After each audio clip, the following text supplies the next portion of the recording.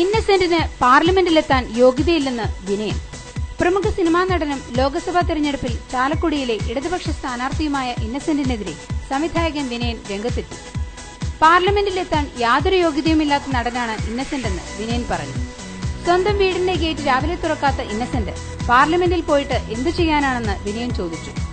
സ്കൂളുകൾ വന്ന് ഒരു പരിപാടിക്ക് വിളിച്ചാൽ തനിക്ക് എത്ര കിട്ടുമെന്ന് ചോദിക്കുന്ന വ്യക്തിയാണ് അദ്ദേഹം.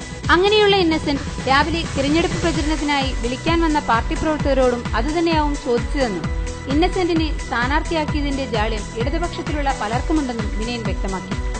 മലയാള സിനിമയിൽ വിലക്കിന് തുടക്കമിട്ടത് ഫെഫ്കയും അമ്മയുമാണെന്നും അവരാണിപ്പോൾ തങ്ങളെ വിലക്കുന്നുവെന്ന പരാതിയുമായി വിലപിക്കുന്നതെന്നും പറഞ്ഞ വിനയൻ എക്സിബിറ്റേഴ്സ് ഫെഡറേഷനിൽ കുത്തിത്തിരിപ്പുണ്ടാക്കാനാണ് ബി ഉണ്ണികൃഷ്ണൻ ശ്രമിക്കുന്നതെന്ന് ചൂണ്ടിക്കാട്ടി. പ്രശ്നങ്ങൾ പറഞ്ഞു തീർക്കേണ്ടതിനു പകരം മലയാള സിനിമ സ്തംഭിപ്പിക്കുമെന്ന സംഘടനകളുടെ നിലപാടിന് മലയാള സിനിമയിലെ നിർമ്മാതാക്കൾ കൂട്ടുനിൽക്കില്ലെന്നും വിനയൻ കൂട്ടിച്ചേർത്തു. ഓരോ പ്രധാന വാർത്തയും ഇന്ത്യ ക്ലിപ്സിലൂടെ അറിയാൻ ഞങ്ങളുടെ ഫേസ്ബുക്കിലും ട്വിറ്ററിലും അംഗമാകും.